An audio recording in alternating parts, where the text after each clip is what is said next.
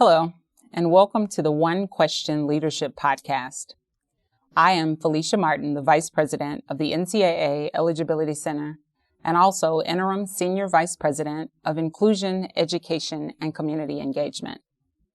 Throughout my career, I've made decisions that are student-athlete centric. I've always been a believer in the power of education, the importance of integrity, and opening the doors of opportunity when it comes to professional endeavors.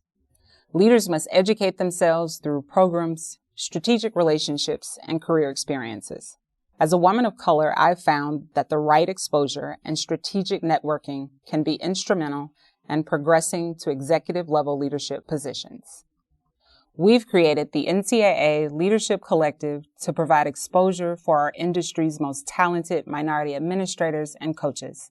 The NCAA Leadership Collective is a database that houses career profiles of ethnic minorities who are ready to step into major leadership roles. Qualified athletic administrators and coaches can create their professional profile in the collective and keep it up to date as they progress throughout their careers. Presidents, chancellors, conference commissioners, and athletic directors have access to each profile in the collective, so they can build a comprehensive list of candidates for opportunities within their respective organizations. I encourage people to visit ncaa.org/leadership-development to get more details on the NCAA Leadership Collective. This is an incredible resource for our industry. Be well.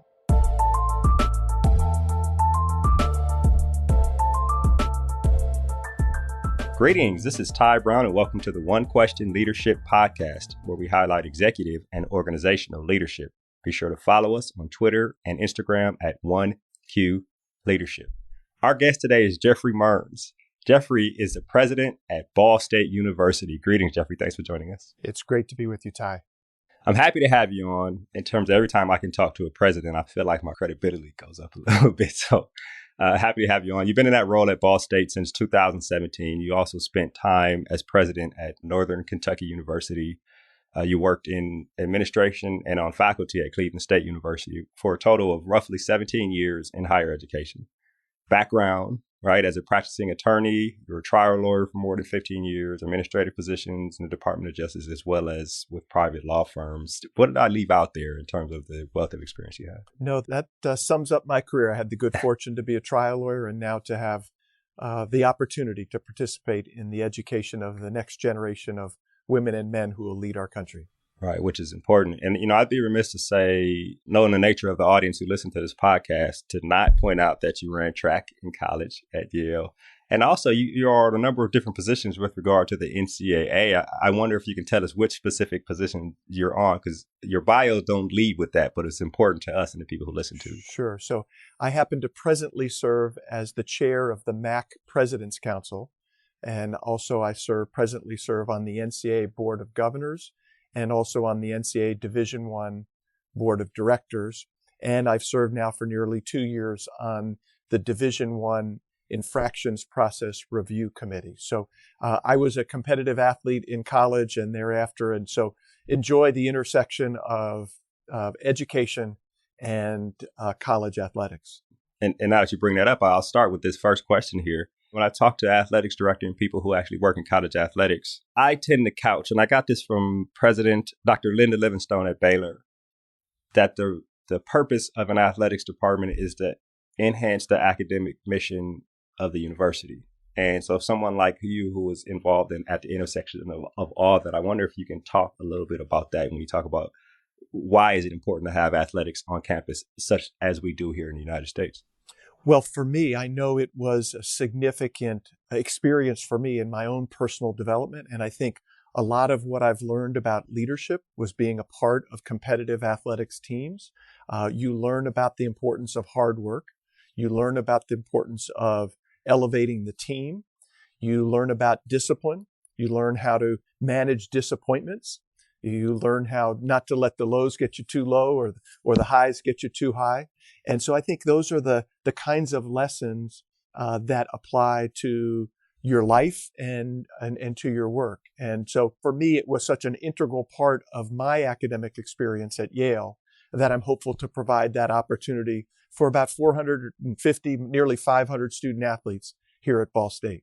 Right. And my experience, and I'm biased because I was also a student athlete, is that school without athletics, right?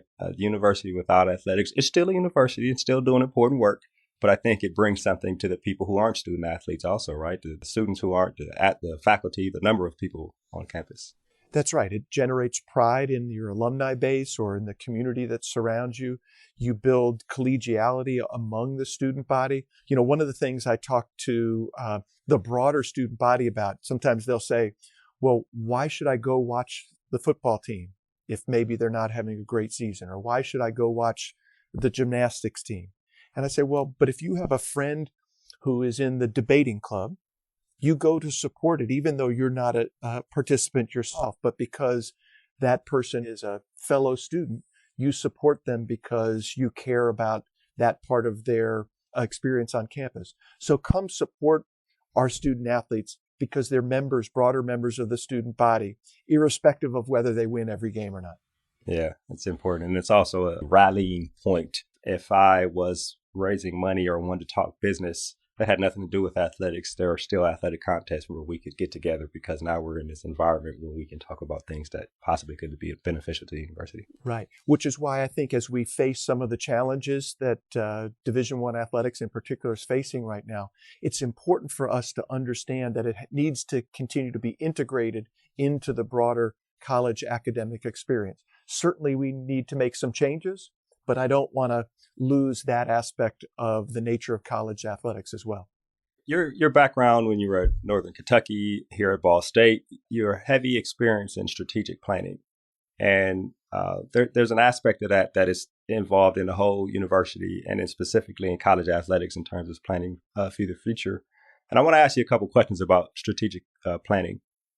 Like when you're deciding to create a strategic plan, is the process rooted in providing solutions to existing problems, or are you imagining a future that you want to attain and working backwards from that future, right? Or is there a mix? Or tell me about that part. It's a mix, but I think it's more the latter. So okay. You can't ignore, as you're going through the planning process, you can't ignore the existing problems because that's where the vast majority of your team sits every day, right? They're on the front line in the classroom or as advisors or in whatever role they may play. But your job as the leader is to provide them with a vision of what can be, not just what presently is and how we solve those problems, but what can be. And so, as I say, you can't ignore the present challenges because if you do, you're going to seem out of touch with your team. But great leaders have the capacity to acknowledge that reality, yet describe the future potential and articulate a pathway to that brighter future. And that's why, Ty, just one other thing I would say is I've always felt it was vitally important for me as the president to lead the strategic planning committee. I'm surprised when some presidents delegate that responsibility to somebody else because it seems to me it is so fundamental to your responsibility as the president or the CEO to chart that long-term future that you can't really delegate that responsibility. You need to be involved in the process in a very meaningful way. Yeah, it's interesting. So thinking about the idea of a strategic plan and then embark on putting a team together based on what you just said, right? You have to convince the people on this committee to not be weighed down by the problems of the past, right? And you just said, the problems they are currently facing. Talk about that aspect of broadening their perspectives and saying, hey, I understand what's happening now, but we're trying to plan for the future. So I think also it's very important who you put on that committee. To have the capacity to do that type Exactly. Of thing. Who have the capacity to join you in that vision of a long-term brighter future and have credibility, day in and day out credibility with their colleagues.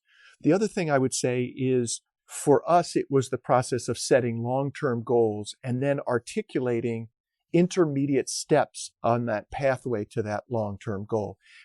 And to do that, you have to engage in a very consultative process. So I believe in forming small strategic planning committees. Sometimes at universities, I see there's a tendency to have a committee of 25, 30, 35 people.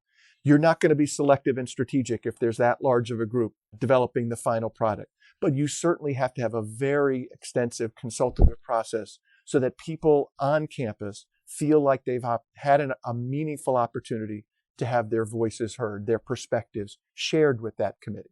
I was listening to something and they talked about strategy versus vision, right? Where strategy is kind of where to play and how do you win where you're playing, where vision is kind of deciding which game to play to get to a specific future. So I wonder about the balance of those two when you talk about higher education and creating a strategic plan. Yeah, so I read a quote recently. It actually goes all the way back to Abraham Lincoln, who lived through some tumultuous times and led our country through some extraordinary challenges. And what he said at that time, and I don't get the words exactly right, but in essence, what he said was we have to disengage ourselves from the present and have the ability to think in a free and new and creative way. So for me, it's as I say, that vision of a brighter future, of a different future. And so, as I say, you have to acknowledge the reality, but you have to find people who are willing to disengage with it and not just simply try to do better those things that they're already doing, but maybe to stop doing some of those things so that you have the resources and the time and the energy and the focus to do some new and different things. Those strategies that are critical to the future. Of course, you're familiar with Wayne Gretzky, the famous line, he doesn't skate to where the puck was, he skates to where the puck's going to be. Is there an aspect of that where you mentioned incremental, the strategy is comprised of incremental, projects that lead to a specific vision? How deep in the minutia do you get? You identify this incremental aspect of the strategy and where you want that to be, and then does somebody take it and execute it once you start executing a strategic plan, and then they plan out all from project management, right? The work packages all the way down to the minute detail. Tell me about that aspect of it. Yeah, you got it. So our strategic plan was pretty high level. It's long term. We stated goals all the way to 2040. We identified then those critical strategic imperatives that we wanted to implement over the next 5 years, again, at a very high level.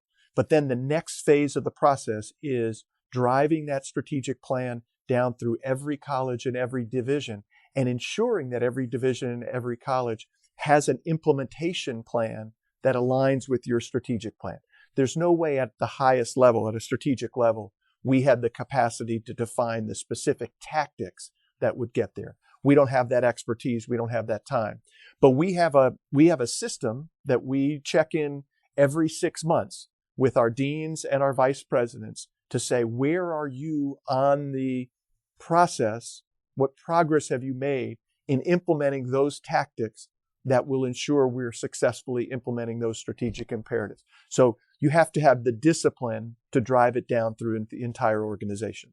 What is the pre-work before you start getting into the high level planning? Is there a information gathering for a year or two, surveys, or what was involved in that, the 2040 plan that you mentioned? So we didn't have time, and with the fast pacing change of education, you can't wait 2 years. Right. But yes, so what we also, after we formed the initial committee, we created about 6 or 8 different data gathering task force.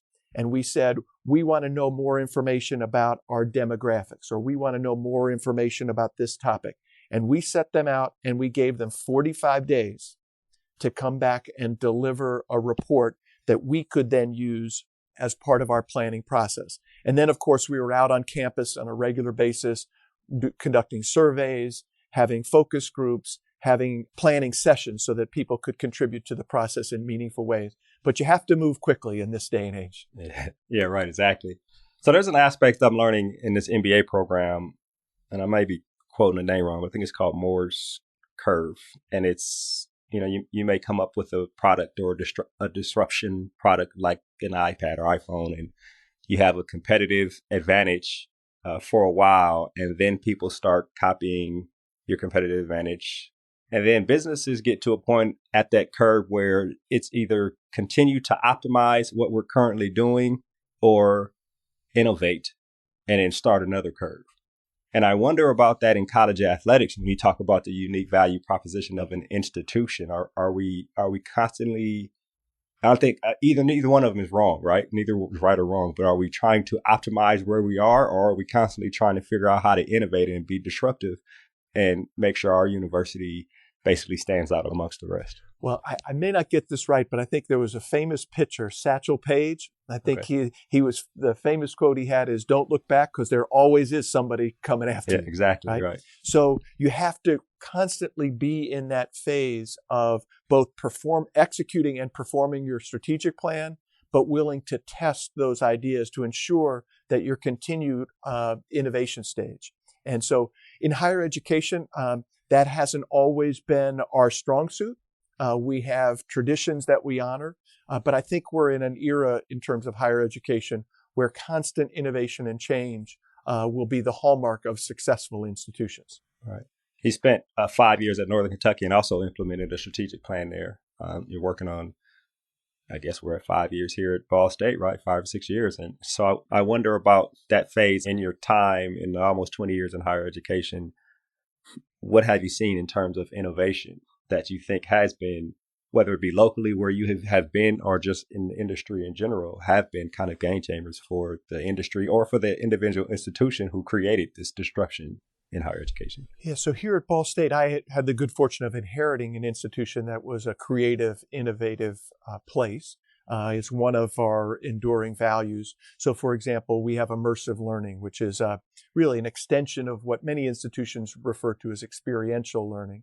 But this is a problem-based, interdisciplinary team of students who are working under the direction of a professor, often for an entire semester. It's called immersive because that might be the only course that students will take in that particular semester. And they're working on a community-based problem in partnership with one or more community organizations to provide a potential solution to the problem that organization or the community is facing. So it's immersive in the sense of the students are all in, and it's immersive because the university is immersed in the community. So that's one example. And just a couple of days ago, we're moving pretty quickly in the area of esports. I don't know much about it other than that's the wave of the future.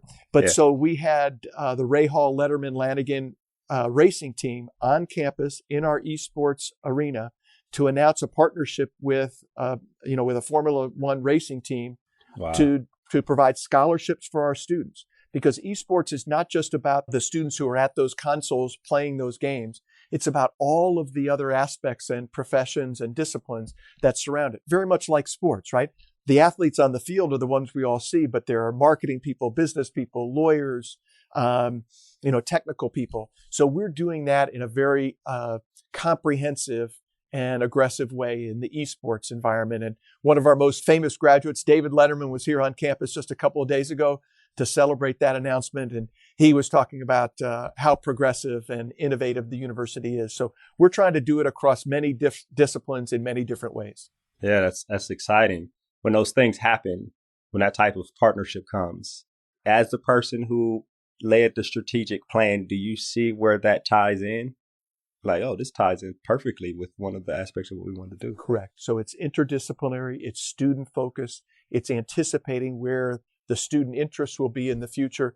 But then going back, tied to just something you asked before, is I don't know much about esports. I don't play it, but I know enough to know that there's a high level of student interest. So really my only responsibility, the only credit I get was to spot the issue, identify a great leader, the dean of our College of Communication, Information, and Media, Paige Turner, provide her with some resources to build the arena and to hire somebody to lead the program. And she and that program director have run with it at 110 miles an hour. So, again, going back to your idea of whether we get into the details, no.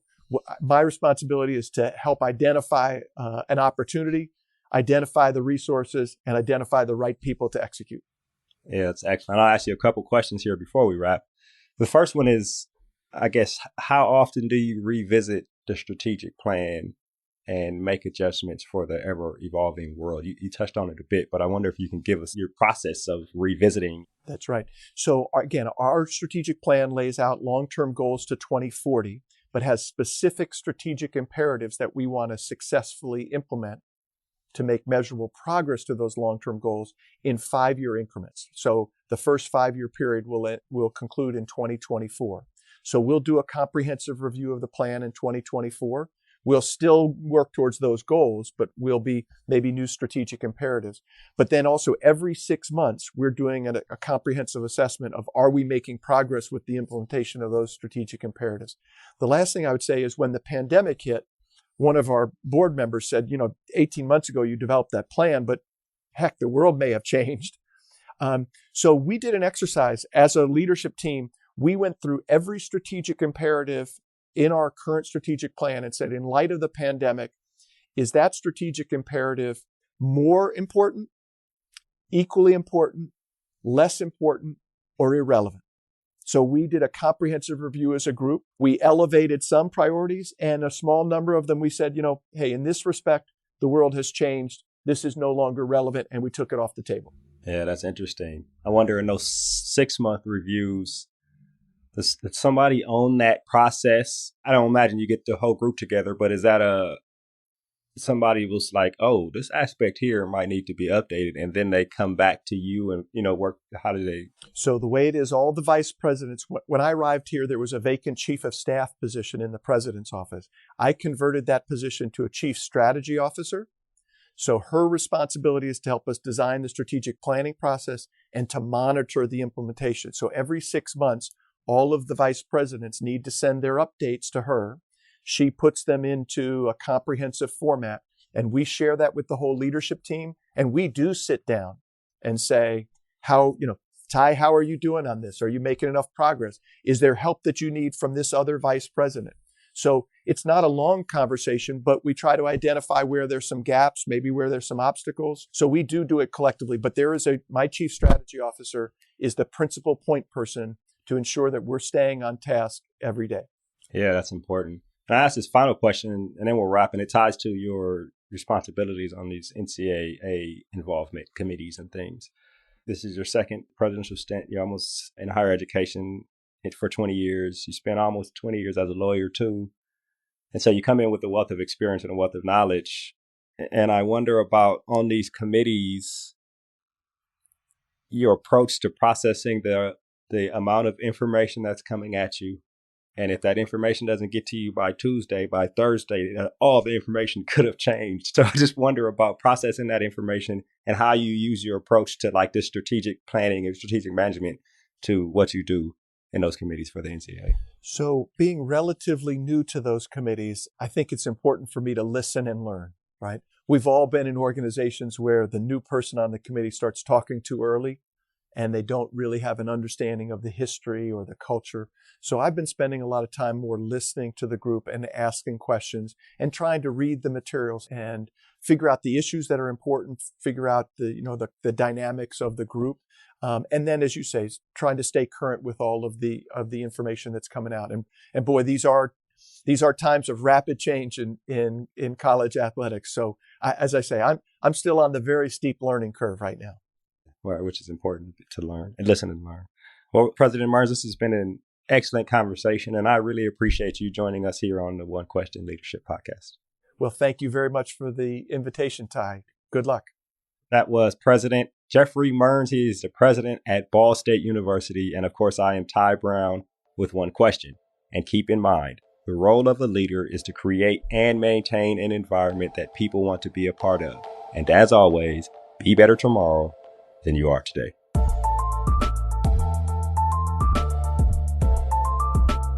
This episode of the One Question Leadership Podcast is produced by Spades Media Group, solving problems using creative leadership.